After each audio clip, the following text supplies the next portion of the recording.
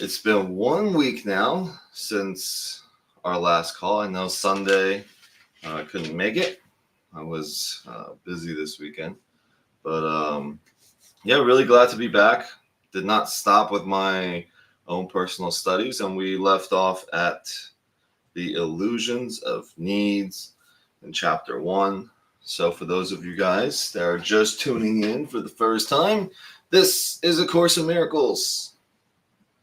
All right, all of you guys that are live in the different channels, and my brother Tyler, welcome.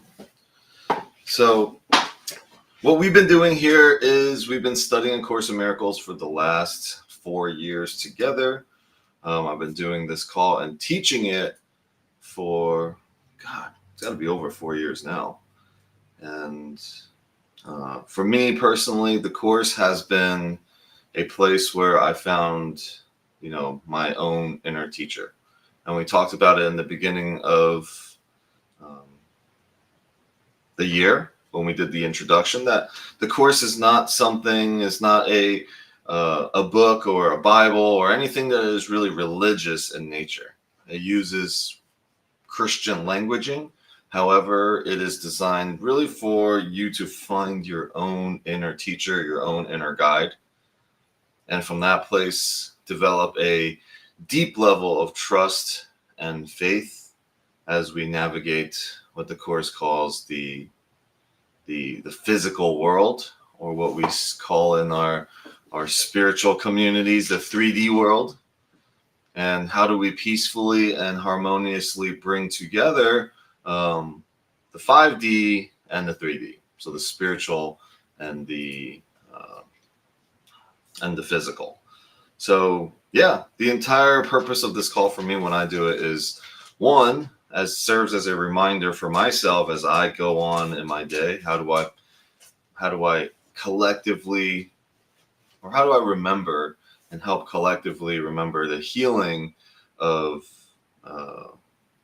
our souls, I guess we can call it. And really in this section today, we're going to talk about the illusion of needs, and the only problem that we've ever had. The only problem we've ever had is is making the idea of separation real. And it all comes from this place. From the very beginning, the Course calls the tiny mad idea that somehow we could be different than the oneness with God. Right? That if there was something different, what if I could be something that I'm not? And that tiny mad idea extended, and we were like, okay, well, we want to feel unique, right? We want to actually do what God is doing. We want to be in the creation mode of something. And as we go into that idea, the individual self started to come. And that's what the Course says, the ego starts. So we left off last week in wholeness and spirit. So we talked about what is wholeness. Wholeness is the recognition that nothing is ever lacking, that you couldn't even be something that you thought you are, even if you wanted to. That the peace of God and the innocent child of God that you are can never actually leave. Okay, no matter what you think, no matter what stories and traumas and things that you carry with you, it could never be anything else. Only in your perspective, it could be that. Okay, and perspectives, as we established in the beginning of the Course, is an illusion.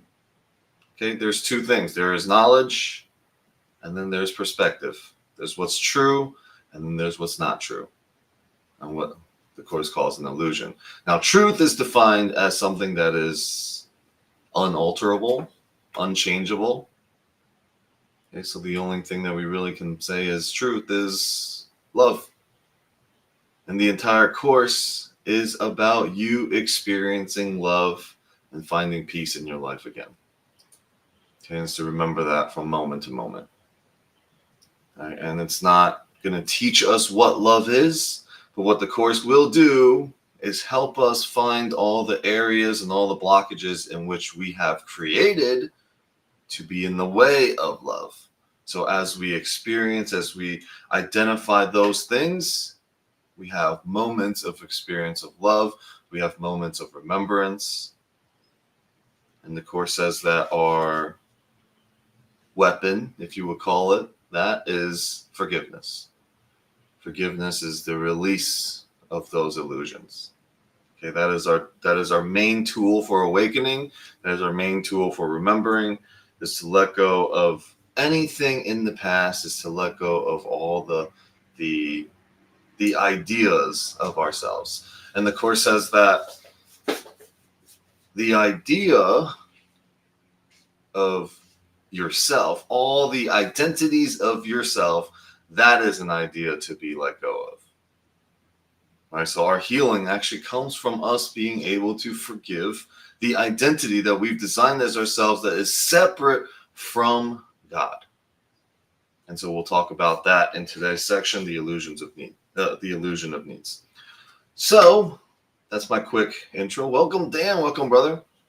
We'll do a quick grounding to invite the Holy Spirit in, to allow ourselves to quiet and calm our minds a little bit, be still, just a little bit more than we were right now, or we are right now.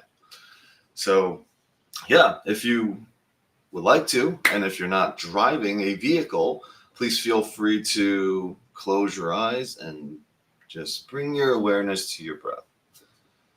Not needing to control it, but just bring the awareness to the rhythm of your own breathing.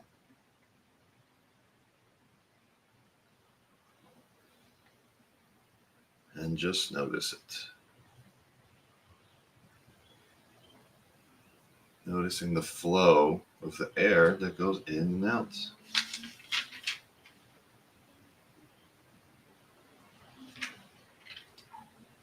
Noticing if there's anywhere in your body that feels tension.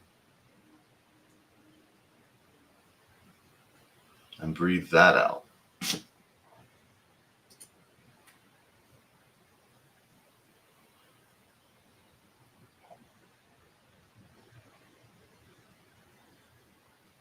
And allow your mind just to calm a little bit. Every out breath, calming your mind, inviting in peace. As we call upon the Holy Spirit here to guide us in our conversation here this morning. That may the Holy Spirit guide us in our listening here. May our filters be covered with love. May our minds and our hearts be more open, so that we may see and we may know truth.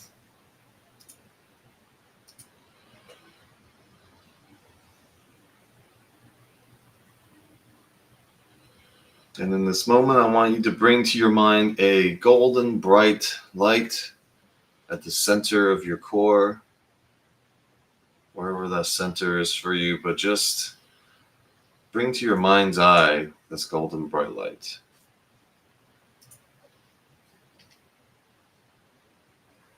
And notice and feel its warmth and the love that extends from that.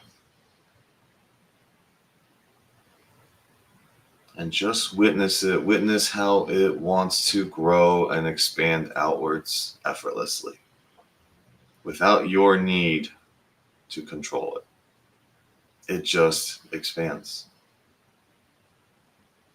And allow this golden bright light to fill your whole being, all of you.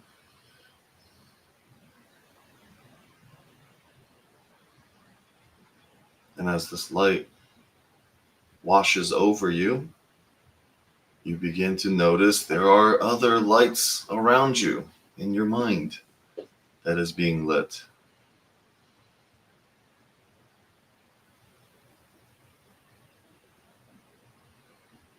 You're able to see.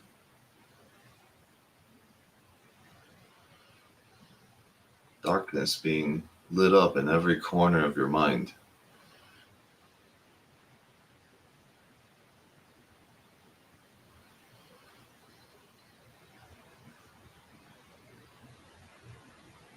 and it seems familiar. It's comforting.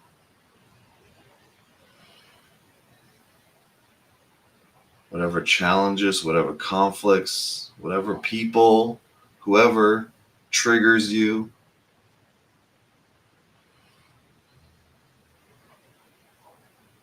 allow your mind and allow yourself to see the light in them and in that.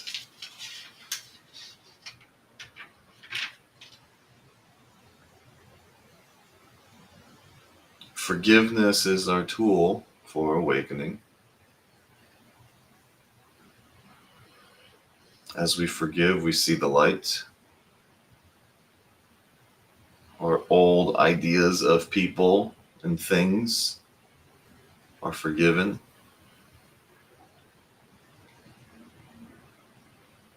And everything returns to the innocence it once was.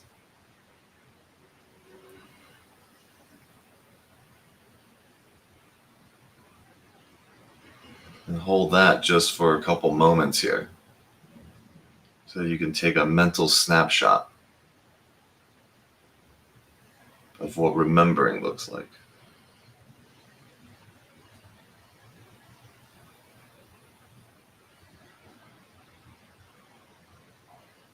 And as we enter into our talk today, we ask the Holy Spirit to join us.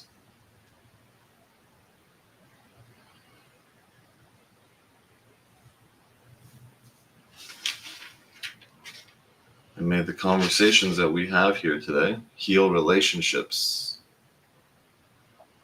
heal the world.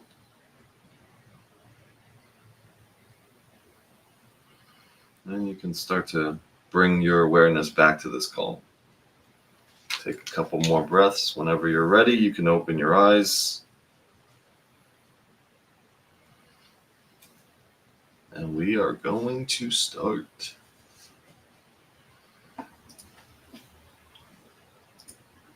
For those of you guys on social medias, feel free to write any comments or questions that you may have. I can see them, I think, and then I will answer and address them.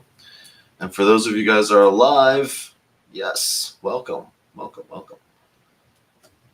right, so we're going to get started. We're going to continue where we left off last week. So every single call we do, we are going to be more structured moving forward, meaning we will do one section of A Course in Miracles together.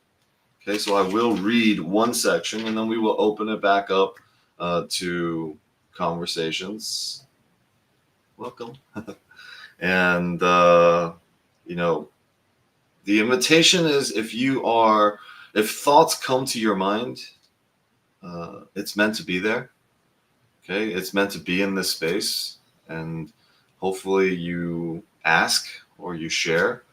A lot of the times it's from the shares of our calls that the most value is created. And how many times we hear people come and say, wow, this is exactly what I needed to hear. This is exactly what is going on in my life. And oh my God, how perfect. And people come and go, right? We've been doing this call for over 4 years now. And, some people have been here for 4 straight years. And there's people that are new, and then people will come, people will go. So this is a really, really amazing, supportive community. We do have a WhatsApp and a Mighty Networks that supports the study of A Course in Miracles, because it is not the easiest thing for us to do, right? Like this, to actually create the consistency of studying it and reading it. And it's not an easy read. It's not a thin book. For me personally, it took me a long time just to pick it up. I picked it up, opened it. It says God, Holy Spirit, Jesus. Nope, can't do it. My traumas in the past of the Catholic side of my family forcing me to go to Bible study and church, and I was always running away from it. I was like, why am I being forced to do this? So I was never very studious, or I never understood the context of what I was even participating in. Right? I have my own context. I have my own things about it. So forgiveness is the letting go of those past ideas, because they aren't even real. My experience of the church and going to church and the Bible studies, they're not even real. They're part of a whole bunch of stories and my own little experiences. But we can cut through that, as we take our past ideas and our we can even call it traumas and stories in the past. We can actually see when we start to identify that they're really illusions, then we can start to navigate our life today. We can choose something different. And the Course says that you will always be presented opportunities to choose. Every time that you lose your peace, it's an opportunity to choose again. However, every time that you lose your peace and you choose fear or you choose the ego, the stakes get higher. The stakes get higher because you're making the story bigger. You're making illusions bigger, so the stakes get higher. And when I say higher, I don't mean that it's worse or bigger or anything. When I say higher, I just mean your story that you've made, the idea of the illusion itself being real, becomes more real for you. So the loss of that thing makes it feel like it's bigger and more real. Right? But it's just an opportunity for you to see and look again. And if we can remove our judgments of, us forgetting or us not being able to forgive, us judging, like just the harshness that we put on ourselves, we can start to just remove that and see everything as an opportunity to choose again. All right, so I'll start here with this section, and as we read, allow your minds to be open to whatever message is being received. Okay, now I don't try not to agree or disagree or understand fully the words itself, right? Just allow the words beyond the words to speak to you, if that makes any sense for you, right? So words itself are just symbols, pointing to something else. It's already two folds out, so there's a lot of misinterpretations. However, if we can feel the energy or the frequency or the message beyond these words that we all know inside to be true, right? We recognize truth. We are truth, so we recognize it when we hear it. Now, we don't want to listen to the words that are coming out of my mouth or what is it that I'm reading, but connecting to the frequency of what that is. In your heart, in your soul, you know what that is. All right, so let's listen for that. All right. The illusion of needs. You who want peace can find it only by complete forgiveness. No learning is acquired by anyone unless he wants to learn it and believes in some way that he needs it.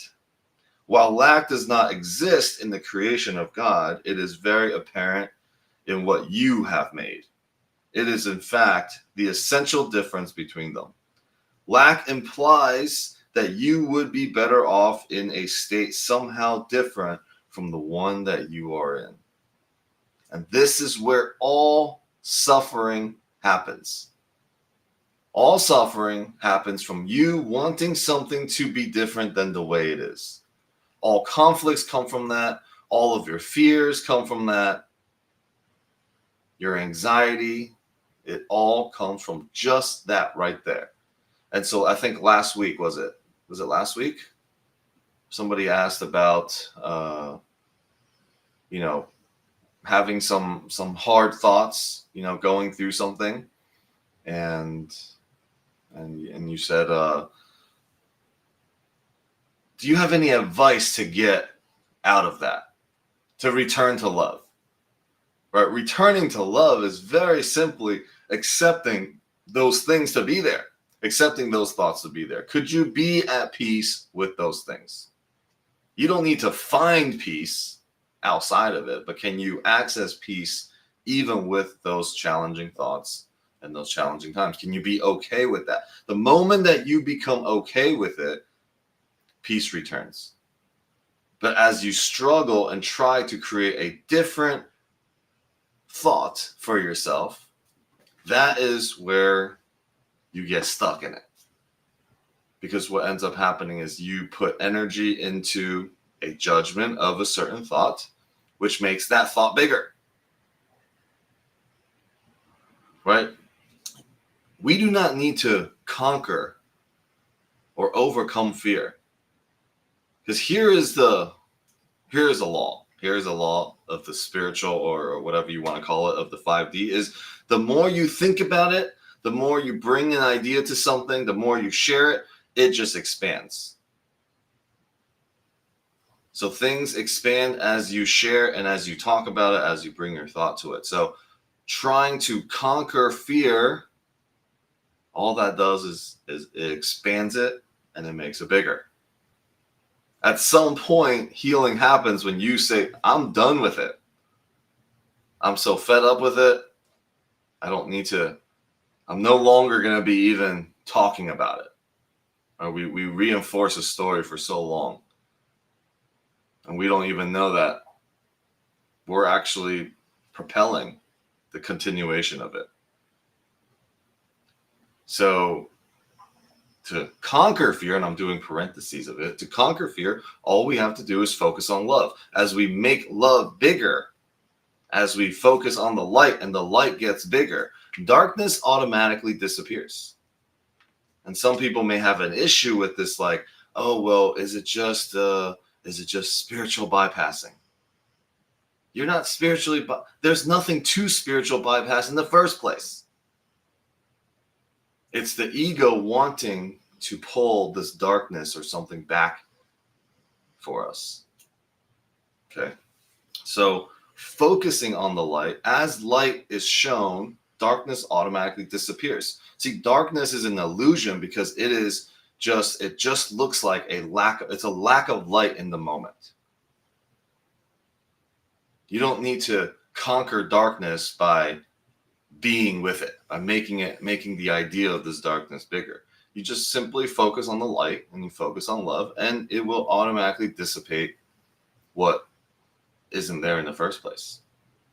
When we talk about shadows itself, shadows is an illusion as well. Shadows simply is light reflecting on something. Actually, it's light on you, and you are in the way of it. So if we can, that's what we always say, remove yourself from it. Get out of your own way. Or turn towards the light and you won't see the shadow. If you're looking at the shadow, you'll see the shadow, and the shadow becomes more real, right? So the illusion of needs, and the Course really points to in this section that we made those things real. In the beginning, it says, no learning is acquired by anyone unless he wants to learn it and believe that you, in some way, that you need it. Okay, it comes from your belief of something. You believe the shadow that you see is real because you created it. That means you need support to get out of the way, or you need to turn towards something else. You need to turn towards the light.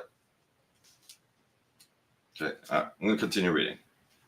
Until the separation, which is the meaning of the fall, nothing was lacking. So this is before the tiny mad idea that if somehow I could be something different than what it is.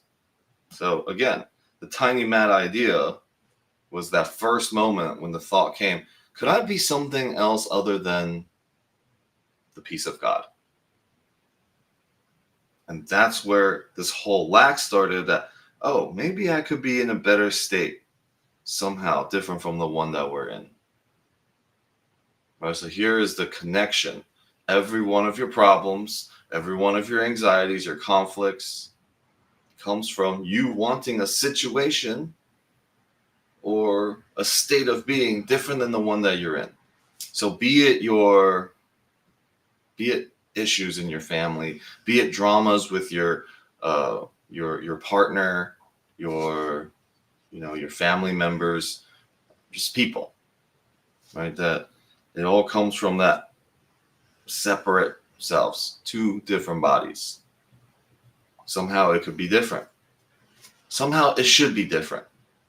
right? I shared an example about what I went through going back in going to Taiwan, and my family getting into fighting and disputing over inheritance for like the last 7 years.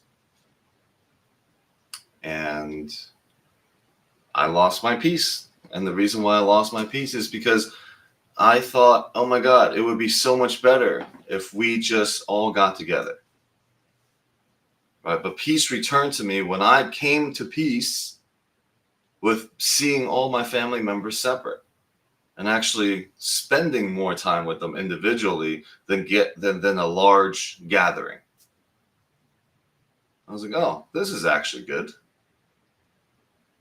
You know, and I was able to heal my mind in that moment about what I thought should be. You know, what is that's what it is. This is what's happening. The ego has a tendency to say, let me step in and do something about it. Let me fix something. And in lesson 24, we talked about last week, is I don't perceive my own best interests. In no time do you really perceive your own best interests. And we can talk more about that later. But let me just continue the reading. There is no needs at all. Needs arise only when you deprive of yourself. Only deprive yourself. You act according to the particular order of needs you establish. This, in turn, depends on your perception of what you are. A sense of separation from God is the only lack you really need to correct. This sense of separation would never have arisen if you had not distorted your perception of truth and had thus perceived yourself as lacking. The idea of order of needs arose because, having made the fundamental error, you had already fragmented yourself into levels with different needs. As you integrate, you become one, and your needs become one accordingly. Unified needs lead to unified action, because this produces a lack of conflict. The idea of orders of need, which follows from the original error, the one that can be separated from God, requires correction at its own level before the error of perceiving levels at all can be corrected. You cannot behave effectively while you function on different levels. However, while you do, correction must be introduced vertically from the bottom up. Okay, so remember, all things are not mistakes. They're mistakes to be, they're errors to be corrected, not mistakes to be punished. We talked about sin earlier. Sin is lack of love. It's just when love is not in the space. Anytime that we do something wrong or people do something wrong, in our minds, we actually punish people. The idea of punishment is so big in our society. You know, if you look just outwards in your own thoughts about things, the idea of punishment is real. We want to punish people for their actions and for their words. But if we thought, oh, it's just an error to be corrected, an error in thinking, and this is what the Course is saying right now, there is an error, okay, fundamentally, that you thought you could be separate. That somehow your judgment of somebody else, you can escape it. Your attack on somebody else, you can escape it. Everything that the Course teaches is to unify you and me. Unified you and God. Me and God. The unified thinking is what's going to lead to healing of all the things for us. All right, so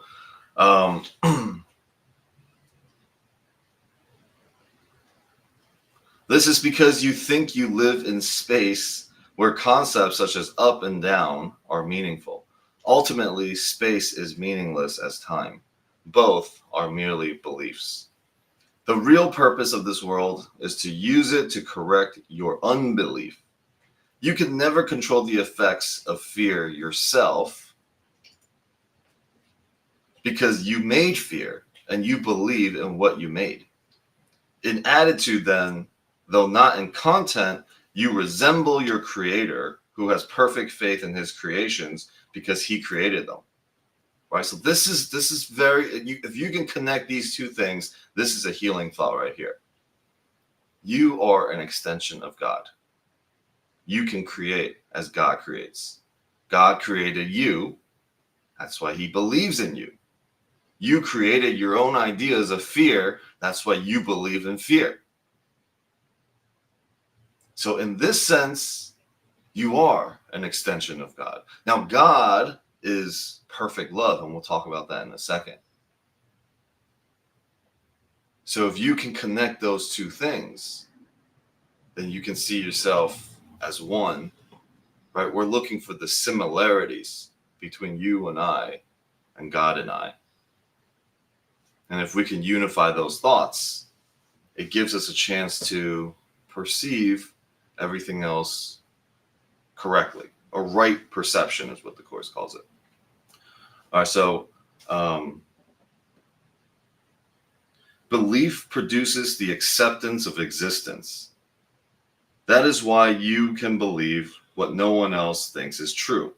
It is true for you because it was made by you.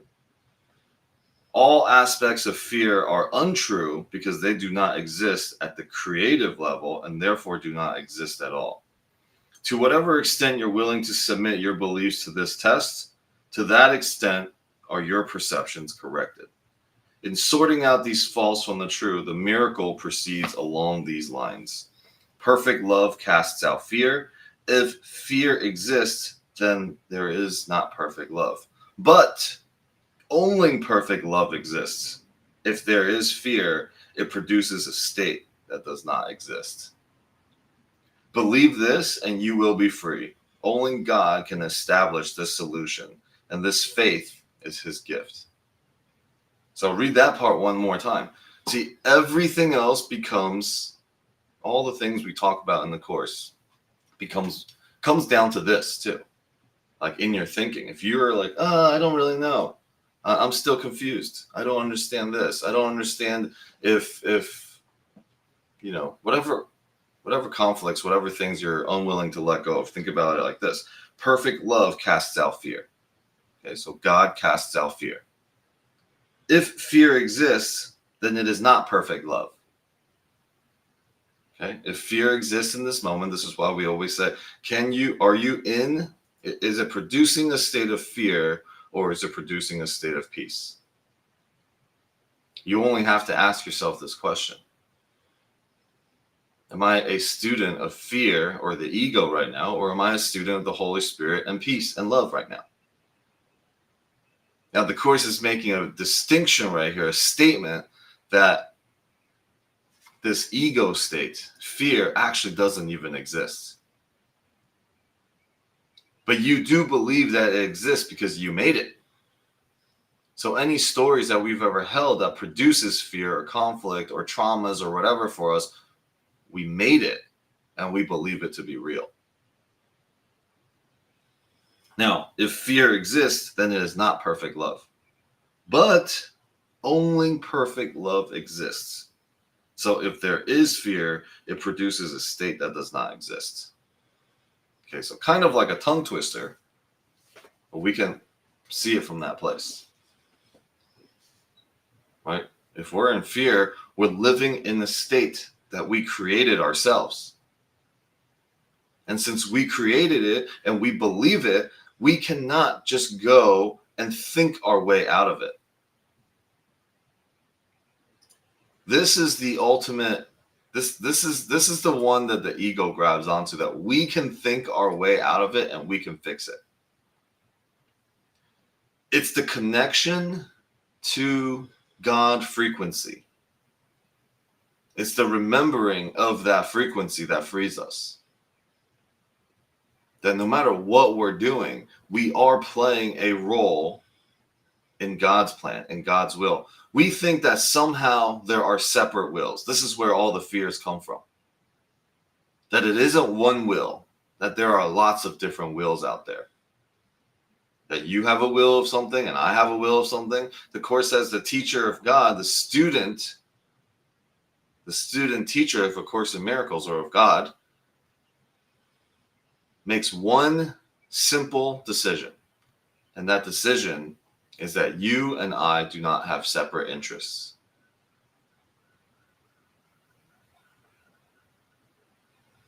That we don't have separate wills. That is a healing thought because it's a unifying thought. See, unifying thoughts produce unifying results. Every one of our problems that we have comes from not having unified thinking.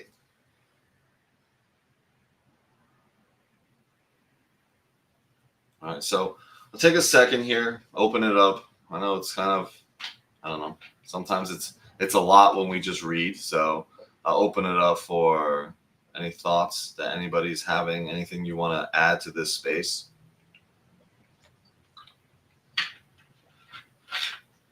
On this topic that we're talking about here.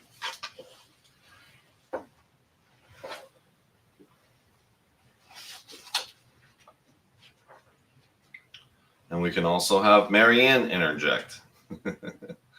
She's always got something to say.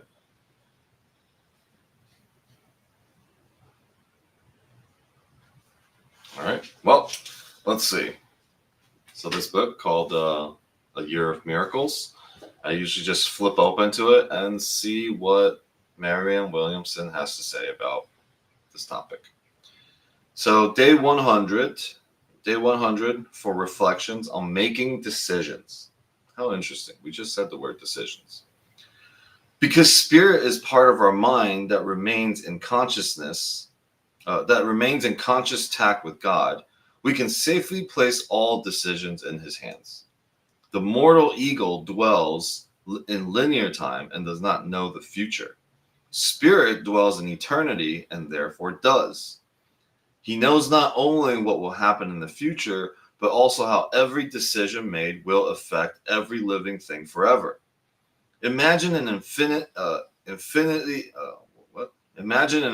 infinite complex computer that could reliably analyze any situation and give a readout to the ninth detail of what would happen if this, or that were to occur. We don't get to see the readout, of course, but we are given simple instructions how best to behave in order to support the highest outcome for ourselves and others. The instructions might come in a form as simple as an intuitive flash or a complex process of growth and understanding that gradually unfolds within us. That is a very interesting way that she puts it. So that's basically Holy Spirit is a complex, infinitely complex computer that knows all results, every effect, every decision, every thought. It already knows. And it's got a whole readout. Now, we're not going to do the readout because we can't even comprehend that. The Course says it's very simple. The readout and everything is very simple. It's basically just this big page that says love on it. But the twisted mind sees this big page that says love and breaks all the pieces down in it. And we twist a very simple message.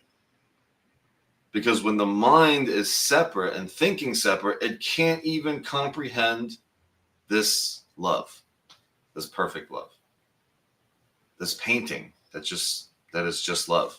Now, if we take a piece of it, we don't see the whole picture, right? And that's what we're all doing. Every one of our thoughts, if not unified with spirit, then we can't actually see.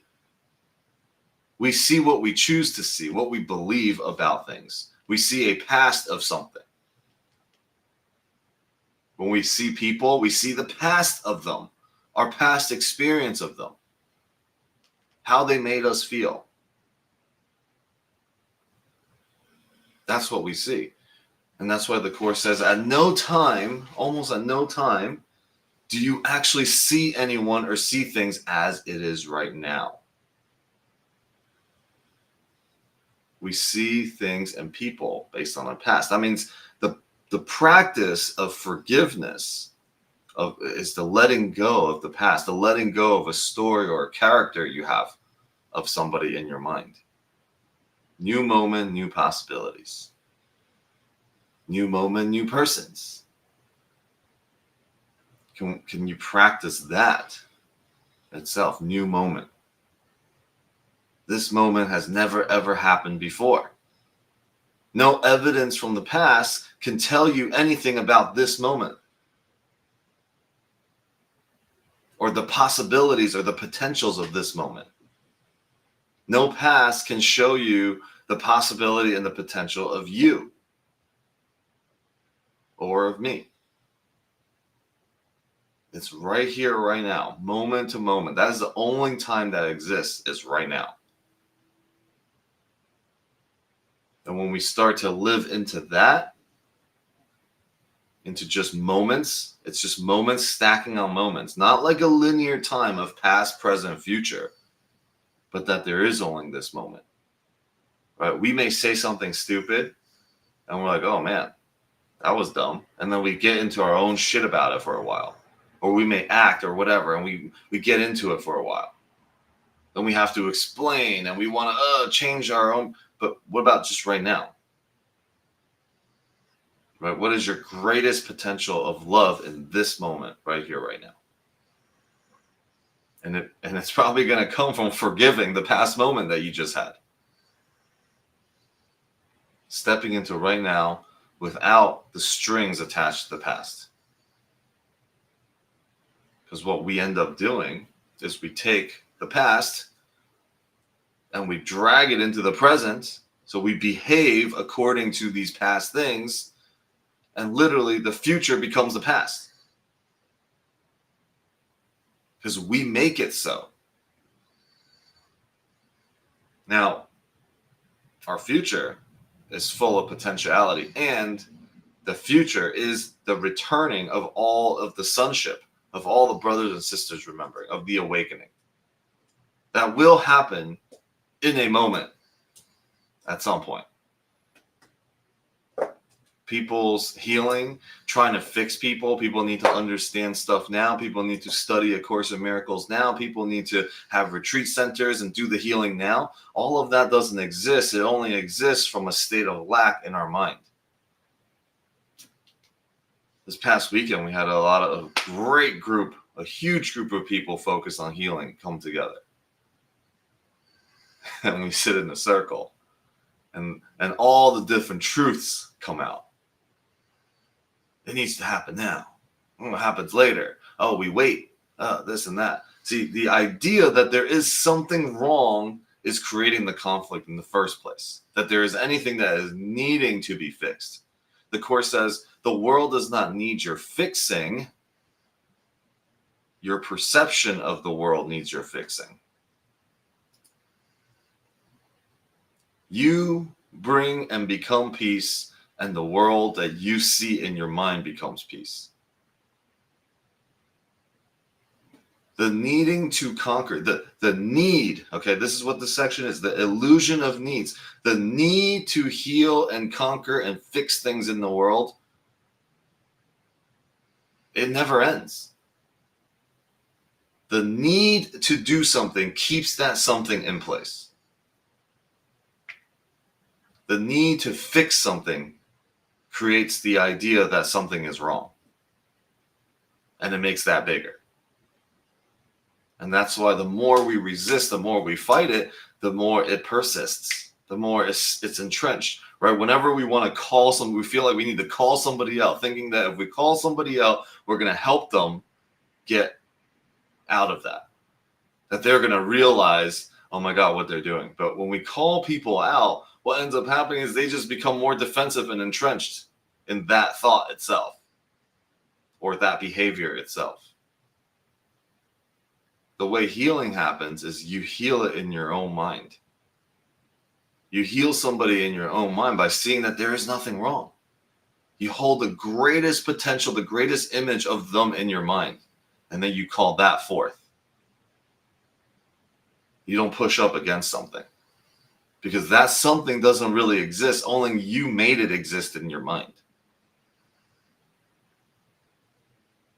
All right, now we may be thinking, well, wait, what? Alex, what are you talking about? There are definitely things that are wrong in this world. There are kids literally living in hell being trafficked. What about those things? All right, so we're talking about a very high level thinking right now for ourselves. This is the bring together the 5D and the 3D. 5D, nothing's actually happening. 3D, something is happening. Now, your only goal is to bring your mind to peace. Okay, if I see somebody kicking a dog in front of me, kicking a puppy in front of me, what brings my mind to peace in this moment is that being stopped. Now, I can stop it without creating punishment or judgment of my brother that is doing something. His actions are not aligned with his soul. His actions are not aligned to who he really is. So can I stop it without condemning? That becomes a question for us. That becomes a focus for us. Right? Instead of stopping it and then the punishment that comes with. Because what we're doing when we hold our brothers and sisters in a prison in our minds is we really hold ourselves. We can never, ever escape it ourselves. When we punish and then we attack and we judge something or someone, we can never escape it ourselves.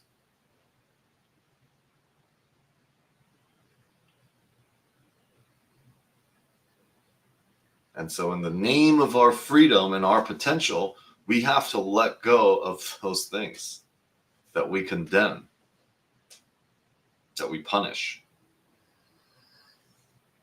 And the people in your life that causes you the most amount of stress and conflict and brings up the most triggers, they are your greatest guides. Right? They're your greatest guides because they help you and point you to something that you weren't able to see before.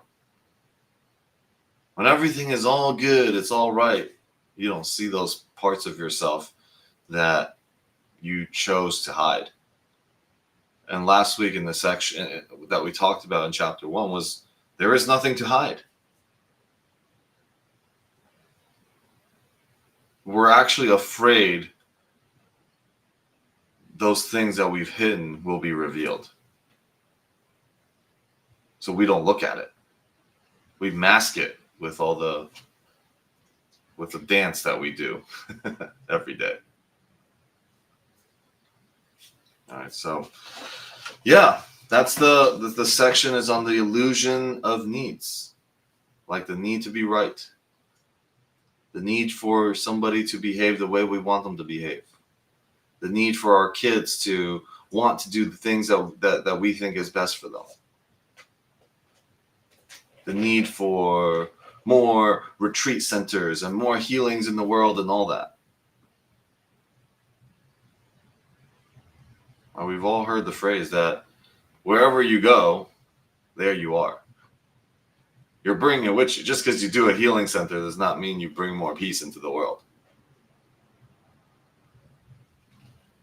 All right, so, and I'm not saying that that's a bad thing. Okay, I'm just saying it's another way to look at the need to do something.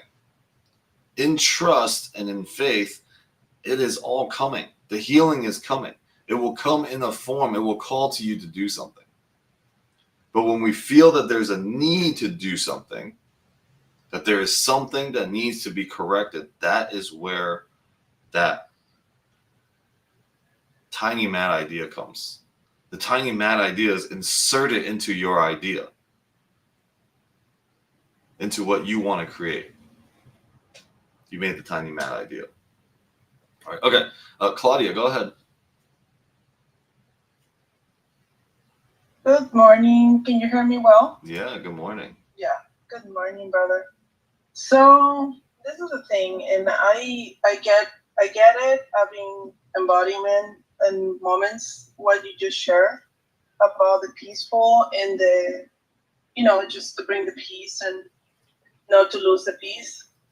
But there's certain situations, like you say, you see someone kicking a puppy, and you just want to stop that person from kicking the puppy. So that's exactly what is going on in our lives right now. Mm-hmm. Someone is kicking my puppy at school, and there's a lot of aggravation because of it. And I'm pretty much like in the space, like, how you make this stop? And even though I had a conversation with my son, it's like, you need to stand for yourself and make these people stop, like, bullying you. And so how do you, like you want to bring peace, but there's impossible to bring peace in that space. There's like counselors involved. My daughter now is getting involved because she's in the school and this is her last year, so she's just giving, like some support to her brother in the space. But how did you stop it when it's out of your hands? The only thing that I can keep saying is like, there are certain things we have to learn from this, being in this position for the whole family, mm-hmm. and looking in the lesson. But when someone is constantly kicking the puppy, then how do you sit with that? How you can be in a stillness with that? Mm-hmm. Yeah. So this is the only thing that I can just share right now. Like, I'm just coming from school and I am like, I don't know what else to do. My son doesn't want to show up to school. I'm trying to pull him out of school. It's been a lot. It's been since Thanksgiving. It's been like constantly. And I keep telling my son, like, the more you resist that people is like aggravating you, the more it shows up. And he doesn't want to stand for himself. He doesn't know how to stand for himself. He doesn't want to create a conflict. But he comes every day. Like yesterday, he was pushed to the bushes. Now he has a bruise on his leg. So to what point do you do this stopping? Like how much you can just put out there to make this peaceful. Yeah. Well, so first one, okay, I don't have an answer for you there. It's the practice for ourselves is to ask first, like, Holy Spirit, God, like, show us another way to look at it. Let me go and handle this situation with forgiveness in my mind, right? Not like a punishment or an attack or something needs to be corrected. Right? We don't know the entire outcome of this. We don't know played out what this is going to be. Maybe this is the thing that needed to happen for your son to become the greatest version of himself, right? To realize this, to heal the people he needs to heal. I don't know what that looks like. Right, this past weekend we were somebody was sharing that they're doing such great, beautiful, amazing things, and I'm like, wow, this person is so awesome, but she was bullied growing up, but that bullying played in a huge role of who she is showing up as today, right? So we don't first of all we don't really know, okay, that this is actually a bad thing. Yes, it's hard to watch. Okay, and from a place of, I don't really know what's happening right now, but let me go and talk to, the teachers and the principal of what's going on in the school, right? Like, you can still say, look, this is what's happening. We don't need anybody to be expelled or punished or whatever, but know that this is happening in your school, right? This is what my son is experiencing.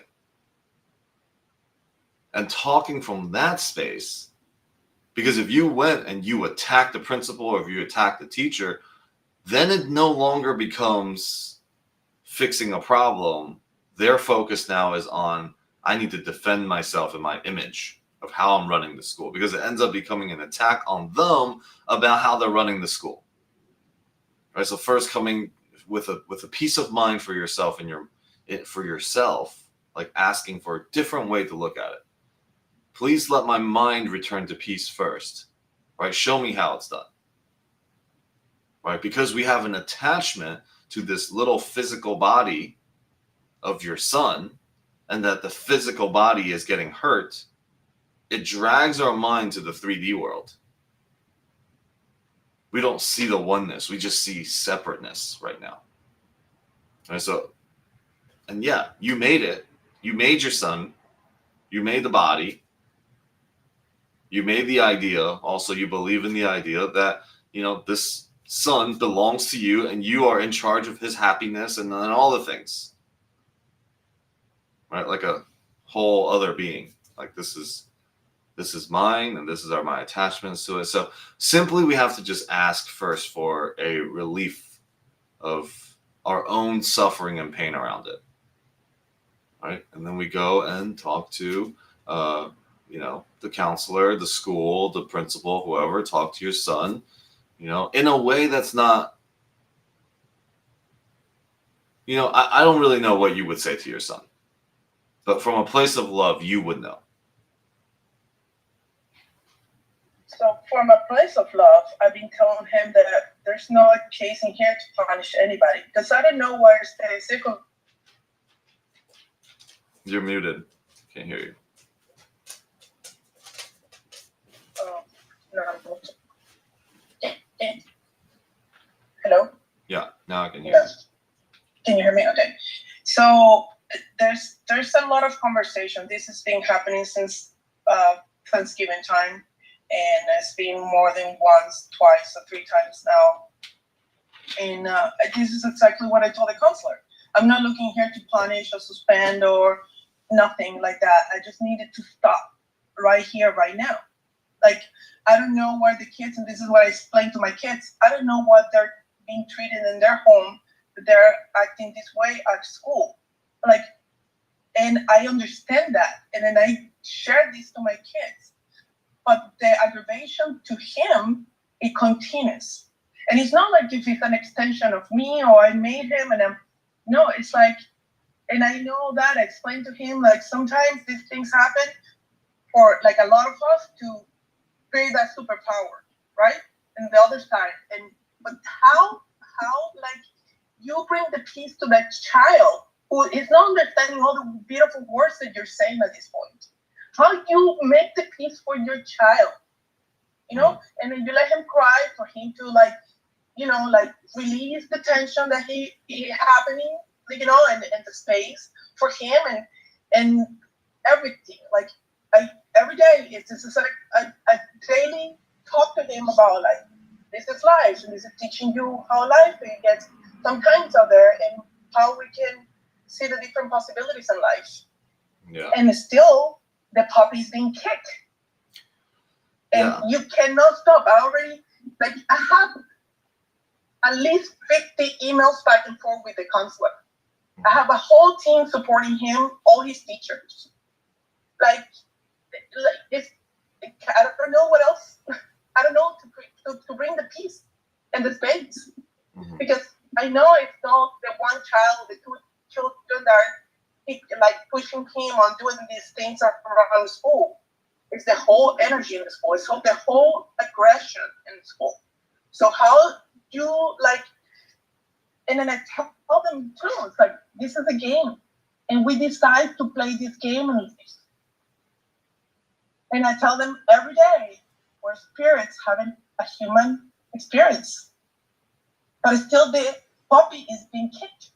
Mm-hmm, mm-hmm. Yeah, so first, there's really no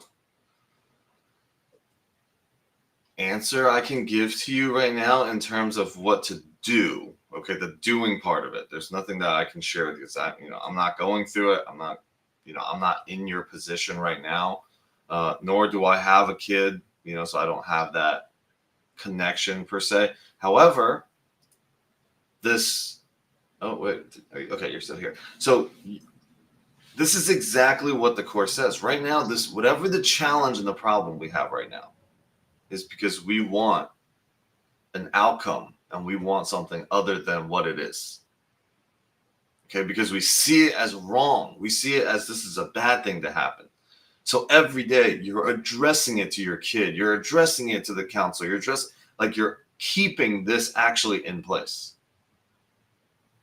Right? Like, yes, they're going through it. So, okay, what's the solution here? What do you want us to do? Okay, want to go to a private school? Right? Want to go? What do you want to do? Right? Like talking in terms of that instead of telling your son what he's thinking is not the way he should be thinking. Right? So we can pray on peace across the board. Like that's really can things be shifted and changed and healed just through prayer and thought? Because we, as in the 3D world, we feel like we have to do something about it. And we do something about it. We don't allow the miracle thoughts to come to our minds, which 3D things happen coming from our minds first. Right? So there's no need to like, because even in what you're saying, there's inconsistencies, right? For your son, if you see, he's like, oh, well, you're telling me to forgive them and that they're not doing anything and they're just having a human experience. And then on the other end, now we're going out to go tell the principal and tell them that they're doing something wrong. So which one is it? Right. So first, I think it's good for us to really just pray on that. Like, let's just pray for peace in there. And yeah, maybe take your kid to, I don't know, boxing lessons, martial arts. Like you don't want to get picked on? Here, learn to defend yourself. All right, and let that's the thing, Alex. Like you don't understand. This kid is so passive. He's so passive. Like he won't even want to take lessons to defend himself because he's like, I don't need to defend myself. Like why I have to defend myself? He's in the position like he'll take the punch because he doesn't need to defend himself. So then what? Because he's so peaceful. So then let him be that. So he'll take it, but he is in pain because on his mind, like let him process that. It means like he doesn't comprehend why society is like this. Yeah. So first I would say coming from just, this, we can't help ourselves but to project a lot of things. So let's just pray on like peace of mind for you, peace of mind for everybody that is involved, for peaceful situations first, right? That the resolve is that way. Because like us getting, emotional and wanting to pick sides and, saying, oh, well, he doesn't want we're keeping everybody in the past again, right? There's a part of us that's keeping everything in the past. Well, my kid always wants this, always, Well, we don't really know what does he want now? Okay, what does he want now? If you want peace. That's why he wants peace. Okay, so and he goes every day with the hope that it's peace. Okay, well, so then is he excited to go to school hoping for peace? Yes. So then what's the problem here? Why are you having an issue about it? That every day that he doesn't find the peace. When he goes there and he comes home and he say, they push me again. So, and then what? Mm-hmm. So, and then he loses his peace because he's know what he went to go to school with. Yeah, I mean, this is the scenario. First, I think it comes down to you having to bring peace in your mind, right? And we're now just using the word peace probably way too many times. I'm gonna let other people chime in here to see what solutions or the doing there is to do here, right? But what the course really teaches us is that there is nothing that needs to be done. Like in the 3D, nothing actually has to be done. First, peaceful thoughts, right? Any war that is happening in the world today comes from us. We need to do something. Oh, there's injustice here. Let's intervene and punish the other side. And then we go in and then we're like, oh yeah, we're here for peace, but we go and kill a whole bunch of people at the same time. Right? Like that's our way to peace. And on some level, this is how we really operate on an individual and smaller level. Is, oh, well, he's being pushed and whatever. Remove that kid from school. How's that? Right? How suspend him. Punish him so that he learns his lesson. Right? Like, okay, well, who's the kid? Well, in this case, I'm removing my child, actually, because I already signed him for Virtual Florida School Flex. So I am removing. So my kid who is being like part, a victim, to put it that way, for the circumstances, then he's the one being punished because I'm pulling him out. And that's the thing, because if I need to have peace, I need to pull him out, and I'm already doing the process. Okay. You know, so like what it is like, how can you make peace even though it's an illusion? Yes, but it's a reality in the 3D world for him. And as a mom or as a parent, you get to express, I bring peace to myself. I can bring peace. He doesn't want the other kids to be punished. He just wants to be stopped. I'm not bringing this to the light to be punished. I bring this to the light to create peace, for at least a little peace in the circle that is happening. You know, with the prayer, with everything, that's what I'm exposing in this circle. Because we're talking here a bunch of adults, but the reality in the schools are different. And then we can process this as an adult. But what did you do as a child? What is the peace that you can bring to your child? I bring my peace every day. Every day I can make peace with everything that happens in the world and everything. I bring peace to and it is what it is. And I accept it. And I go every day into the light because there's acceptance right there. Now what? Mm-hmm. I mean, as long as, go ahead, Elise. I'll let you guys share. I know this is a really difficult situation, especially it is our children, right? We don't want our children to get hurt in any way. And I feel you as a mom. I wouldn't want that to happen to my child. Now, the listen and all the invitation, again, all the invitations on the hour, everything is a reflection of the inward. And it's not a judgment of what happened and all that, but it's just an invitation to see, okay, how, like, I know you said that you are seeing the peace in your mind. You're working on your peace. The thing is, we really have to practice to see beyond the appearances, see beyond the condition in the world, to really see that there's really no problem, like what Alex said, like what the Course of Miracles is saying. So it's not easy, definitely, because I want to go fix the problem right now, right? I want to go slap those people in the face. Like, what the heck? Why are you doing this to my kids? But it's to see beyond that and really hold that peace in your mind.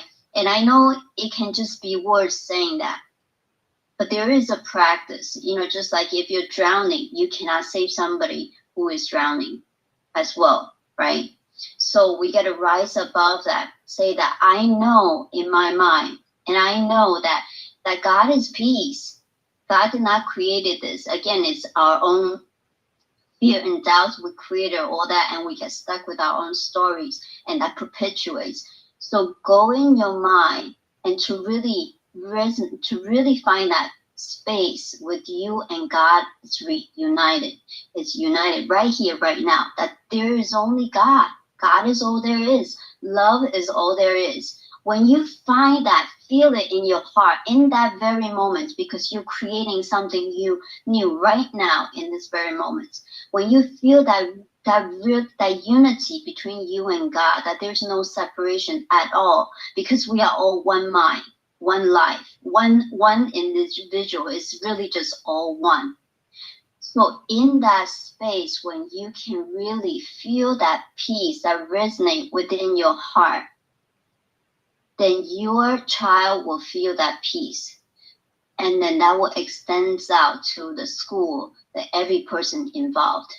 Now, the next moment, when you get out of that peace mind state, you almost have to hold it all the time and to see beyond the appearances. It's not easy. It takes practice. I get myself back into being triggered as well, but then I have to come back and say, okay, this is an invitation again. In this moment, I'm feeling a little anxiety. I'm feeling a little anger. I'm feeling this, but come back again. It just, the divine inviting us to come back again. And it's just like, again, forever. And just keep saying that. I know the highest resolution is taking place right now. It's not that, okay, I'm going to do something and it will take place, but it's happening right now in the mind of God because I'm thinking into it right now. Okay, so it's, again, it's just a continual practice. I know it's heartbreaking. It's, I would not want anybody to experience that, as especially a child, right? And you are creating that in your mind right now. So create that peace. You're creating your reality. So create that peace, that seeing it in your mind's eye, that, my God, your child comes home to you, giving a big hug and say, oh, I'm so happy everything is resolved, or I'm just so happy I'm making friends with these people that everybody's I mean, there's really no apology, just like he is in a happy state of mind, just like you are in a happy state of mind, because the presence of God is happy, is joyful, is peace. So, I know it's not easy. I totally get it. And, but one moment at a time. One moment at a time. Yeah. Wow, that was beautiful. Thank you. Thank you. It's a great excuse reminder. me, Alex. Yes. I want to say two things. There's a huge problem with suicide. And this kid in school, it was in the news. She was bullied. They made a video of it, and they showed her around how she got beat up. A few days later, she took her life. She couldn't keep up with it. So we don't know until what extent the other person is that living the problem. We don't know what's in their mind until, what extent are they, how are they looking at life? So it's a very, very difficult situation, and I don't have kids. I don't have, I can't give you any advice. All I can think of is go get together, go knock on the door of the other families and say, hey, excuse me, let's get a meeting. We have to talk about this.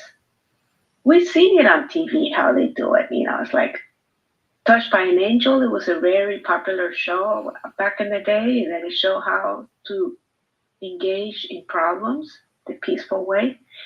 Anyhow, I don't want to get into it anymore, but I do want to ask you again, please tell me, how do you behave when you see when you're walking on the street and you see this person beating up the dog? How are we supposed to, what is the best way to behave? Because immediately I want to yell and scream to protect, So what is the best way? I missed that part. Please explain me again. Okay. Go ahead, Elise. Well, we're not here to say that not to take any actions, right? It's making that peace in your mind that, like when we see beyond the appearances, you say, okay, like what Alex said, that we don't perpetuate by having that experience that, oh my God, I'm angry at that person. But in a peaceful state of mind that we say, hey, that is not the right thing to do. Right? It's not saying don't make any actions, because then we could be sitting at home and not making action and then thinking all day long, oh, there's abundance, oh, money is coming in all the time, and without doing any actions. Yes, we're here to make action, but it's from what intention and also the feeling behind it. Okay, you can tell that person, like what Jesus said, get up and walk. He said it with conviction, with authority, and without any hate. Right? He said, get up and walk. So with that peace in your mind, with that conviction that, hey, this is not the right thing to do. And it's almost like reminding that person, hey, that's not the right thing to do. You are filled with love. So get up, stop that, and do the right thing. Right. But when we project that, we're projecting it with a peace of mind, with love, that unconditional love. It's not saying, okay, you're doing something wrong right now. It just wake that person up. It's like, hey, stop that. Right. Stop that. Right. You know better, right? Yeah. And so, yeah, go ahead. No, and I believe that. And you stop and you look them in the eye to make sure they're listening to you. You look at me in the eye and say, excuse me, this is your beloved puppy. You had it since it's a baby. You wake up. I saw what I can get into that. I can get into that frame of mind. Excuse me. I just saw what you did. Look at me. And then that person could start crying, or he can pull it down and say, fuck you, and you're dead. Yeah. So there it is. Yeah, totally. Because there's somebody who was actually was a woman walking down the street, and somebody trying to attack her, grab her bag, right? Wanted to even had a gun at her, her head. And then she looked at him in the eyes, and she projected that love, that unconditional love. And he looked into her eyes, and all of a sudden she just turned away and he ran. And nothing happened. He dropped her purse and he ran away. And she's like, what just happened? And then she came back and she realized, because I was, of course, in the beginning there was fear in her mind, but then she projected that love. She looked to his eyes. She said, I know that there's only love. I know in every part of my being. And in that second, all the fear fell away. Yeah. So that's all she saw. And then that projected onto him, right? And just I wanted to tell the other lady before, my son was in school from August to December. That was the first time he's ever been in a high school, in public school. We've always homeschooled. And I have to say that, yes, he had experience of, stuff like that. There were a lot of kids are in depression. Again, we don't know what those kids are exposed to in their family. And we have compassion for them, right? Because these kids, some kids, they're watching TV all day long. As soon as that they walk in the house, the TV's on, and there's a lot of violence and media, a lot of sex and all that stuff. And so I did take him out, my son, again, because he just told me that there are kids, saying that they just want to suicide and all that. So you make the action, you take the action, what you think is right for your family. But instead of pointing somebody wrong, let's try in our mind to make peace in our heart, and just know that certainty what Jesus had, that that the truth will make us free, will set us free. And if we can go into that mind, we can actually project that energy out and seeing that everybody really can see that. But we first have to do our own work. Oh yeah, you got it. Yeah, almost. Put on your immediately. You have to tell yourself, no, this is not real. And that's where the denial, I do a treatment. I teach people how to pray correctly. So that part, the denial is like, no, what I'm seeing right now is not true. That's not what's happening. What's happening is really what am I creating in my mind. So, yeah. I'm sorry, I don't want to take that out. I didn't want to take so much time, but, No, totally agree. You just have to practice it. Yeah, thank you. Thank you. Yeah. Nelson wanted to share something, then Brooke. Thank you. Nelson? You want to go, Nelson? If not, I'm going to jump in. I have a call in 6 minutes. Go ahead. Okay, I'm going to jump in. So I know, I was a bullied child, and I've had 2 instances where my daughters were bullied. And what I'm going to say, you're not going to like. Point blank. You're not. It's going to go against everything you guys are saying. Because I grew up in church being told to look the other way, and the same thing that you guys are saying. The only thing that worked was me punching them right back and letting them know that I am not the one. Because one day these kids are going to get fed up. Okay, they're going to get fed up, and maybe the young lady who was just speaking with her son, he's not at that point yet. And I was like him in the beginning, because I was told, be the bigger person. All the things society tells you, walk away, be the bigger person. Well, it's hard to be a bigger person when you're getting beat up in front of your peers, or when you have black and blue bruises, or people are throwing rocks at your head. So let's just keep it real. When I first walked away and left people alone, no, that continued. The time that I fought back never happened again. Never happened again. Okay? So that is what works. And I'm sorry, but it does. I'm speaking from experience, being bullied at home and in school. 2. I know. We see it all the time. We see it all the time in the movies. Right, I know. of course. So when people are, saying, oh, do this and la la la, and it's in your head, and being a mom, no. When your kid comes home bawling, like one of my youngest, who's now 12, because a boy's pushing her and bullying her, and then the girl jumped in too, and all of the things, I go, what did you do?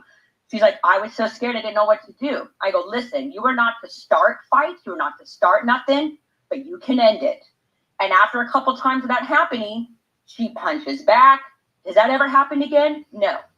People prey on people that they think are weak. I'm sorry. I'm sure it's going to piss people off that I said that. But that's the cold, hard truth in the society that we live in. I was bullied for a long time until I started fighting back. My daughter, until she started fighting back. And then it was quiet. Nothing ever happened again. Nothing like, it wasn't like this big deal, but she got her peace back. They left her alone, right? So I know. And sometimes they fall in love. Yeah. These two people fall in love because, hey, you really show your character. Right on. So and I think what's funny is I became the girl who constantly did, and then I found peace afterwards. And then her and I actually were civil. We would see each other through high school and it's like, hey, how are you? But then once you get the reputation as I'm not somebody to mess with, okay. But sometimes you're trying the peace. Sometimes they say when somebody's mad, just give them a hug. Well, if you're not my family who's angry or somebody I'm close to, I'm not going to do that, So that's my 2 cents. And from somebody who's had the perspective and the experience of trying to be the bigger person and walking away, I'm sorry, but it does not always work. And for the young lady speaking, I am on your side 110%. Nobody wants to think that I think what you're afraid of is that one day your son's going to get so beat and battered that now he's in the hospital because we didn't take action. That is every mom's fear. So we're leading with the potential of what can happen. And as you mentioned, the depression of people doing suicide because they are bullied, or a kid coming to school and tearing up the place because they're bullied. So as much as I believe in God, and I'm a very spiritual person, he's in my life every day, I'm also very realistic on what works for me and what did not work. And again, this is based off your previous experience and your own upbringing. So that's my 2 cents. Thank you. Yeah, I really appreciate that book. And again, it's not saying that we don't take actions. We have to take action, but that action has to come from that bigger love. And that's what we're saying. You keep that peace and you go and take the action, what needs to take place. Like I took my kid out of the school. That's my action, and show that, I don't condone that, right? I don't believe in that should happen. And yes, she should take the action. Just make sure that the action she take, it came from deep love for her son, but also the love of the whole, that know that something greater can happen from this, and that know that there is, it just, just be careful what you are for and what you're against. It's better to for something than against something. That for something is for love, right? We can tell people that, of course. I mean, some people 110%, but that doesn't always work, right? So yes, I'm always for loving. Let's be real, okay? Because I am for love and peace, and I think that's where my frustration kind of lies, is when everybody has this false sense of the way society works. Even though we want to lead with love, society as a whole does not work like that, or we wouldn't have wars and the chaos that happens. And so I've let and so I get it. I get your perspective and I agree with you. But when that doesn't work, you take action. And sometimes it's a smack in the face and it works. And it is what it is. And I bet you, just like a kid, hey, would you go ahead and burn your head? Touch that stove. Don't touch says the beginning of every war. Right? Let them touch that stove. Let them get burned. And they're like, oops, bet you ain't going to do that again, are you? That's the same concept. Sounds like the United States. And Jesus took the actions, right? And Jesus broke into the temple, and he yelled at those people, and he said, "Stop all that stuff." But I like what also Alex was saying, that we want peace, and then we all go out to fight a war.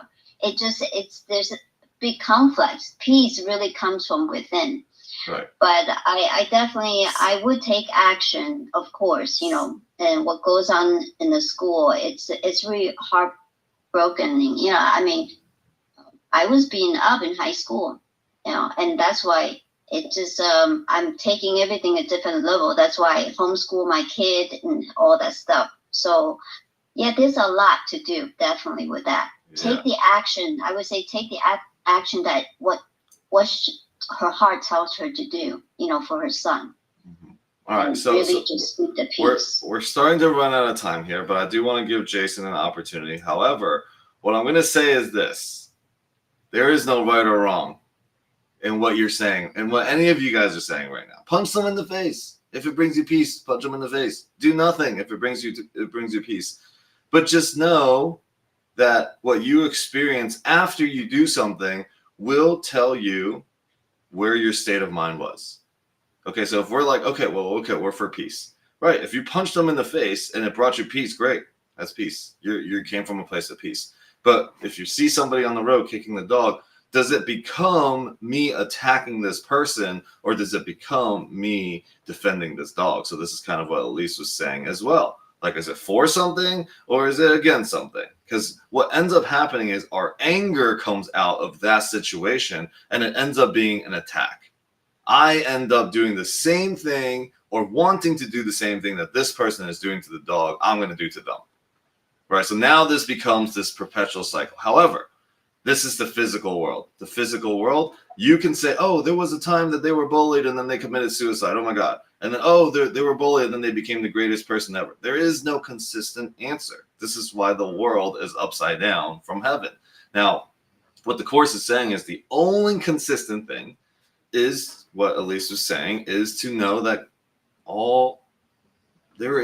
God is running this whole thing. There is a greater picture and everyone is coming to a healing place. All of this is happening and that we're speaking about on this call so we can all heal from the event that Claudia brought up, right? So now it presents an opportunity to heal for all of us, all the conflicting minds, thinking and thoughts that we have right now. If we dive into the 3D physical world, this is chaos. None of us we're not going to come to a conclusion of what's the right thing to do here. The only place is in spirit. In spirit, nothing has ever happened. And nothing you can do or can't, or you do or don't do right now can be wrong. Take them out of school, great. Don't take them out of school, great. Punch the kid in the face, great. Go visit the parents, great. It's a game that we're just moving pieces around and moving ourselves around. Now, when you go to sleep at night, this moment right now, like, is your mind at peace? If it's not at peace, nothing you can actually do, okay, the doing part is not going to bring you to peace. You believe what you see. You believe what's going on. You believe how you should respond. You made that belief. Now, if you want peace, you're going to have to ask for help. This is the entire thing that the Course is teaching. Is like, none of us are wrong. You're all right in your own thing. And we'll get to a section. This is great because every call that we have that has this situation or this dialogue happen will bring us to a point where we're going to talk about the law of chaos, which is exactly what just happened right there. Is everybody has their truths. Now, all of those truths are all right in their own thinking. From an individual place, we are all right. But from a collective place, all of that is a perspective. None of those things that any of us just said right there is the truth. It's a way that we want to live our life. It's a way that we cope with the situations and the people in our life. But at the end of the day, you're on your deathbed.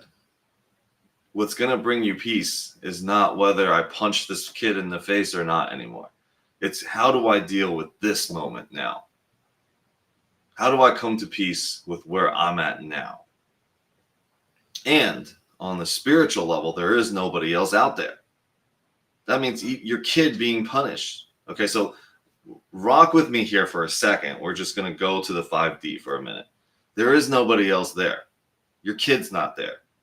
This situation is you coming to peace with the situation for you. And how does that happen? How that happens is we pray and we ask for it from a guidance, from a teacher, because all of our problems, all these conflicts come from our disconnection to God and to Source. See, I want to play God right now. I will tell you what's the best course of action. The best course of action is to pull him out of school. Nope, the best course of action is punch this person in the face. The best course of action is whatever you want to fill in there. But none of those things are the truth with a capital T. You will need to ask it from moment to moment for peace to come to your mind about it. Am I okay with it? Am I okay with what's going on right now? Or do I want it to be something different? See, we don't even know if we want it to be different. If we can see all the future play out, we might be like, yeah, you need to go through some more bullying. You might say to your kid, oh, yeah, this is great. I know what the future is going to bring. If you knew what the future was going to bring, and you knew that this needed to happen, you would be on the sidelines cheering for it happening. Now, that's one scenario in which that could be, if you could see it. This is why faith comes from knowing that all this is going to be good. The physical body does not determine the spiritual. But the spiritual will determine how you handle the physical. All right, so go ahead, Jason. All right, so we are on a spiritual call, so you'll probably get a lot of spiritual answers. And as we know, there's no one answer that may be the answer. Everyone goes through bullying, whether it's a little or a lot. The bully spectrum is, big. And, I was bullied. Yes, I punched a kid in the face, broke his nose, blood everywhere. It worked. It was great. That might not be the case for your son who can't do the punching in the face at this time. Or I remember my dad went to school. There was another one, and he just really was really stern and told him, look, what he basically scared him. It stopped. There are many ways to go about this, and bullying doesn't stop from school. There's bullying in the workplace. So moving him and isolating him, it may be what you want to do. I don't know if it's the right call. However, I'm a part of an investment club, and one of the speakers who's also, I know personally, who's part of the club as well. He's a ex-undefeated UFC champion. He also was a wrestling guy in professional wrestling. So his thing is, I can beat you up for real or for fake. Kind of a funny little tagline. But he stops bullying. This is what he used to do. He'd go to schools and he would stop bullying because, yes, people commit suicide, and it's a real serious problem, more than probably we really realize. And it's not just the bruises that are going on, but the emotions that they're going through is stronger than the bruises and that last. So I noticed you're in Palm Beach Gardens. I can reach out to Daniel and see if he's still doing that. And it's up to you, though. You have all these routes from the spiritual, which is the best, to all these very practical, real life scenarios that you can make a decision. But what's going on is he's not the reason people bully, and what he's going through is I don't know if you guys have heard of the 5 love languages, but basically his emotional love tank is empty. He's not getting love at home. So that's where it's stemming from, and that's why he's doing this. But that's a whole other thing, and that's why it's happening. And you have many ways you can go about it, and I think it's all things to consider. Yeah, there you go. Lots of things you can do. It's pick your scenario, right? But like I said, at the end of the day, time will show you, like, if you're at peace or not with it. Because you might be like, oh man, I did all this and it still ended up here. Then you might as well have done nothing, right? So, Nelson, did you want to say something? Alex, may I say something? Yeah. No, thanks, Alex. Hey, guy. Hey, thank you, brother. And thank you, my love, for sharing and reaching out to support and sharing your truth there. And I just got to say that you're doing amazing work. I see the love you pour into those children. This mama bear, you're doing amazing.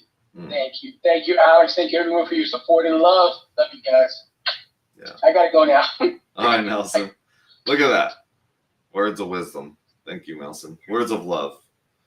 So yeah, just sending a lot of love to all parties involved, to you, Claudia, to everyone else that has experience, because this is an emotional thing. When I first came to the States, I was bullied. I was bullied by this girl because I couldn't speak English, and she kept poking me, and I don't even know if she was bullying me. She might have been like hitting on me. I don't even know. Right? But my reaction was she was wearing sandals one day. I stomped on her foot super hard. She started crying. She never did it again. But I don't even know what ended that relationship. What was the possibility of it ended right there, right? And because I was like, oh, look, me doing this actually stopped what I thought was bullying, which might not even have been, right? It might have been this girl was just hitting on me as a little kid. That's what they thought, right? We don't really know. But it ended up, I felt this little power of like, oh, if I get physical, I now can stop any of these things from happening, right?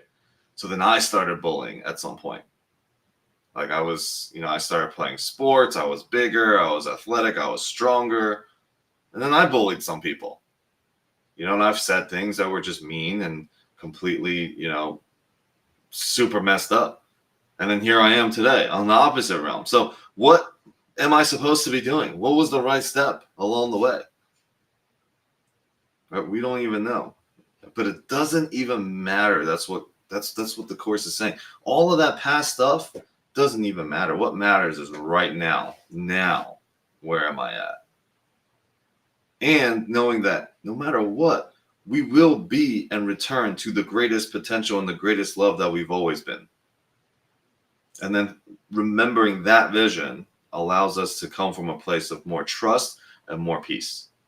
Because we keep talking about peace, but we talk about this conditional peace. We talk about this peace that is, for a certain time, we're about peace. But what? Peace requires me to go to war. And then we now justify what that is. Right? So we create this conditional peace. We create this conditional love. Yeah, I'm all about love and peace. But you know what? You look at me wrong. Oh, that's it. We justify all of our actions of attack and judgments. Right? So this Course is it's going to help us return to love. We're meant to have this conversation. We're meant to chime in of what is right, what is wrong, and da-da-da-da-da. Only to realize, we have to go through. This is what the Course actually says today. We got to go through all of these things to realize the illusions of each one of those things. Right? Because at every action and every doing that any of us can possibly suggest, there is not one consistent outcome to that. Because to you, your story may be, I punched back, never happened again. To somebody else, I'm sure we can find a story where somebody else fought back and then they got killed afterwards. So what are you supposed to do now? There's no consistent answer, right? So Lenka, thank you for joining this conversation. I'll give you a chance to now add in here too, and then we will wrap this up. But yeah, great topic. Hi. I hope that this story helps. Listen, my son, who is actually 19 today, it's his birthday. He struggled with pretty severe OCD, and he went through therapy and went into remission. And he had a really good friend in middle school who was my son's he's kind of effeminate. But one of the good popular boys, good friends with him, was really like over the top masculine, loud voice. He was the center. All the boys wanted to hang with him, and so did my son. Well, come 9th grade, he started bullying my son Hayden. He started calling him gay in front of the whole cafeteria. There was a whole lot of stuff going on, and it re-triggered my son's OCD. And I've never seen my son cry before. And here he is in 9th grade in high school crying with what's going on. No, you can imagine my heart as a mother. I wanted vengeance so badly. But the words that came out of my mouth were, Hayden, you don't know what he's going through. He's in a lot of pain. You're the target right now. He doesn't realize it, and he's misplacing it on you. I didn't believe it. Usually I believe that's the case, but when it involves your kid, I wasn't believing my own words. But that's what I tried to tell him. Most of the time, we don't ever get to find out why these kids have bullied. Everybody goes their separate ways. We don't get to see the pain point and all that stuff. 1 year ago, when they were seniors, it turns out that this young man actually was transgender. He was transgender and he transitioned. But it was everything that he was feeling about himself that he projected onto my son, because my son was more effeminate. And my son is now the biggest supporter of him. And he's a completely different kid. He's not a bully whatsoever. So I just wanted to share that. Yeah, thank you. Can you repeat that word about feminine? Or I don't understand that word. Transgender. My son kind of has some physical attributes that kind of come across as more feminine. And yes, I understand the meaning, but what is the word itself? Effeminate. Effeminate. Effeminate. Oh, yes. I never heard of that. Thank you. Okay. You're welcome. You're welcome. Thank you. Yeah, thank you for that story, Lenka, and thank you for hopping on to share that. I love it. You know, those are stories. These are great because that's another story of possibility, right? Like we never know what the future really holds.